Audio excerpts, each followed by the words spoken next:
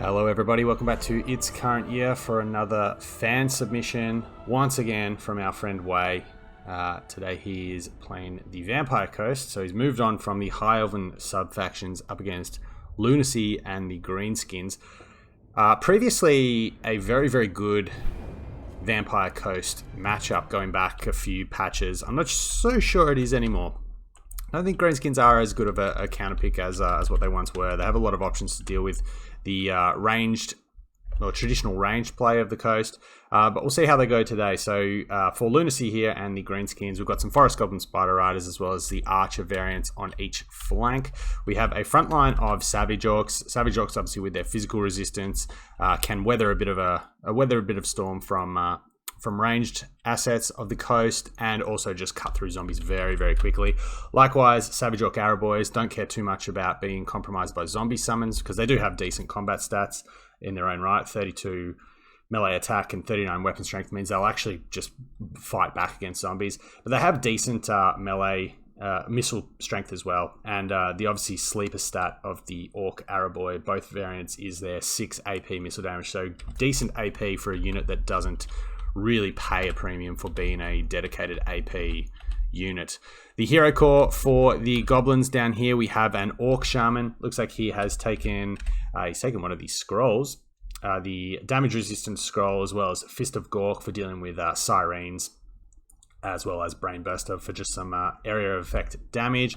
And there is a little Goblin Shaman down there, just the Wand of Jet and Vindictive Glare, pretty common kit there, as well as Grom the Paunch, who looks like he has had some of his items stripped as well. So no axe of Grom, but he's taken the Lucky Banner for the damage resistance, gives him very, very good dueling potential, as well as Language of the Boys for some ITP almost on demand. It's a pretty good ability. So for Way's Force, this is the one sort of caveat to my earlier comment. The crab rush for the coast still remains a bit of an issue for the Greenskins. It's probably the style of play that is the hardest for them to deal with. So up the front, we've got the zombie deckhand mobs, pretty standard, pretty cheap. Not going to do too much, just pad out the front lines and just provide a bit of an HP sponge. 2 units of polearms as well. 3 gunbats. This is the nice addition to the coast crab rush that is quite hard for the Greenskins to deal with. They don't really have any air presence, and archers just tend to miss them a lot, particularly the skirmish cav. So they're going to provide some overwatch fire. Can potentially get in good positions down the flanks to get sort of good, get good shots and on the missile play of the orcs. The Lamprey's Revenge, as well as the obligatory Vampire Fleet Captain here with the Lore of Vampires, Power Stone, Drown Dead, and Invocation. Up on the Crab too to give it some a little bit more HP, armor, and some AP in combat. Leading the force, we have Silostra. Beg your pardon, Silostra. So the fat lady up on her crab is singing. She's got the Ghost of the Past for the Damn Knights Errant, as well as the Song of Enthrallment for the big AoE debuff. Also got the Denizens of the Deep for the Rotting Promethean summon. Now there are a few other units in not so much a Vanguard, but hidden deployment here. We've got some deck dropper bombers. So this is an interesting unit against the Greenskins. A lot of their units are loose formation. So bombers in general, ground bombers are still decent. Disrupt the units and stop their advance. We'll put it on a little bit of a slow play as well. But the deck dropper bombers are, I guess, designed to just be a nuisance. They can knock models down to stop them from shooting. We'll just put it on a natural play, actually, and we'll get cracking on the game.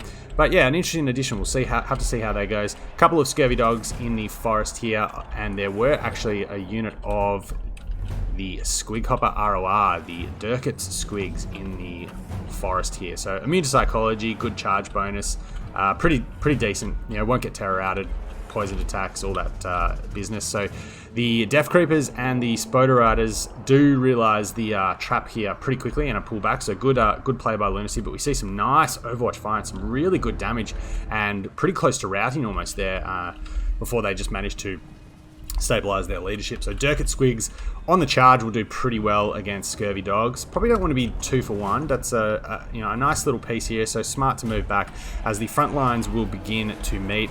Some Bowfire raining in against Silostra. She won't care too much about it. 150 is still a lot of armor, despite the, as we mentioned, the decent AP on the Savage Orc Araboys. But now the Savage Orcs are going to do their business.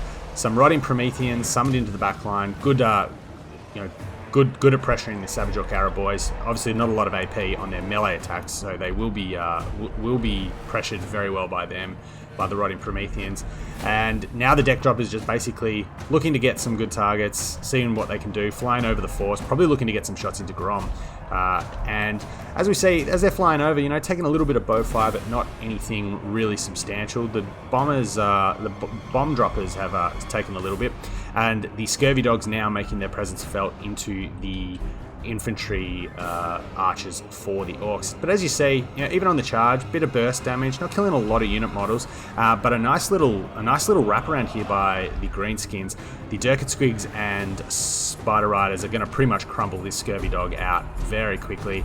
And I think as the charge bonus wears off, the Savage Orcs may be able to punch back into those Scurvy Dogs reasonably well. Song of Enthrallment going down on these Orcs. Might be able to get a terror out with Silostra, because Grom is a little bit preoccupied over here on the Rotting Leviathan, Rotting Promethean rather, the Lamprey's Revenge. They're going to do a little bit of damage to him, but he's not going to be too concerned with what they bring. War has popped at the moment, so map-wide ITP probably actually helping to stabilize the Savage Orcs over here. As we see, the infantry is not, it's pretty much on borrowed time as the Vampire Coast. A Damn Knight Errant Summit has done a really good job pressuring the backline. There are 2 fleeing units of Savage Orc Araboys, so obviously a lot of the Overwatch here really being put offline. Might actually be worth breaking off one of these deck dropper bombers and actually just committing them to combat to make sure they don't come back. We'll see what happens though, as a Vindictive Glare looks like it's coming up. Damn Knights Errant are about to degen, but they've sort of done their job. Probably got a few terror outs in here. Yeah, it looks like the Forest Goblins have terror outed. So Lostra's sort of just having her way. The Squig Hoppers have taken a fair bit of damage, but might be able to do a little bit of damage on the charge. Don't want to hang around in that fight for too long, particularly not given that there are polearms around here. So giving up any anti-large, but Way is ferrying off the remains of this Savage Orc Araboys. We see the remains of the Knight Errant Summon. Greenskins need to re-engage these Savage Orcs. They need the Overwatch fire, and you see now that pretty much the gun line is offline for the Greenskins. Grom needs to get busy and do some work, because now that the handguns have pretty much free reign over the battlefield, they're probably going to be setting their sights on him pretty quickly. Another Crab Summon, nicely done here. Might be looking to wrap up Grom and get a bit of a pin. He is dueling the fleet captain at the moment. He'd probably win that overall, obviously, as well with the Lucky Banner and Fist of Gore. His stats are currently absolutely juiced. 104 melee attack, if you don't mind, as we see a Brainburster going down there. Not probably the best target, although probably not a lot of targets in general, probably just using it for the lore attribute as much as anything. But with we see the magic damage, not super relevant, but just the stat buffs really putting a bit of work into this fleet captain, although I'm surprised he actually hasn't done a little bit better, if I'm perfectly honest. Lamprey's Revenge, still very healthy, 9 out of 9 unit models and regenning. We've got a unit of Scurvy Dogs just waiting probably to be re-engaged here once something does break off, something like the Squig Hoppers, potentially even this last unit of Araboys. But with the Crab Summon here going down, so Lostra is in a little bit of danger. There is some, I believe there is one unit of Savage Orc Biggins, although it looks like they aren't in this fight at the moment, and just the masked Bowfire now may be able to just start to chip away at her damage. But we're seeing once again, all the ammo on these deck droppers is basically getting used where and when it needs to be. The bombers have used their armor, their ammunition, as we see some Araboys here being brought back in. They could be probably polished off on the charge by these Scurvy Dogs, but pretty much the coast's hopes at the moment rest on Silostra, but Silostra with Grom out of the picture is going to lead to a lot of psychology issues for the remnants of the Greenskin force here. She's fighting heavily outnumbered. We see the balance of power is, I think, in the I think this is the coast's favour but they are quite heavily outnumbered, and with the deck drop is now just able to use the last of their ammunition. This is what I mean, there's still decent unit models. These archers don't land a lot of hits with their missile attacks. Likewise, the Greenskin cavalry, you can screen them out, but they're actually hard to kill, and with Grom breaking, possibly could be actually finished off by these deck dropper handguns, but the lack of immune to psychology may be a factor in this main fight now. Lamprey's Revenge also in here, just providing some good mass and just a solid presence here. Savage Orcs don't have a great deal of AP, and we see here a big terror route. Even Grom on the approach here is close to a natural route himself. The Orc Shaman is probably, I'm not sure if he's aware of what's going on around him here, but Grom's still routing with the Song of Enthrallment, debuffing the combat stats of all these troops here. The handguns continuing to wail away on whatever they really choose to. Scurvy Dogs I'm not sure if the Scurvy Dogs were utilised, but that will be the mass break, just with Grom so low on health, really unable to stay in the fight for any amount of time to ensure the rest of his troops can stay in and get some work done. That will be a mass break for the Greenskins and Way, and the Crab Rush will take the day. So 1700 value on Silostra, 69 kills, nice. Have to factor in there the value gained from her summons as well. The Damn Knight Errants were pretty big. I think they got 2 or 3 of these Savage Orc Araboys routed or terror routed, and just a really good disruption tool. You don't really want to be using Fists of Gork. As I said, Fists of Gork is mainly taken to deal with Sirens, which are problematic for the Greenskins in this matchup, but you don't really want to be using a Fist of Gork on a summoned unit.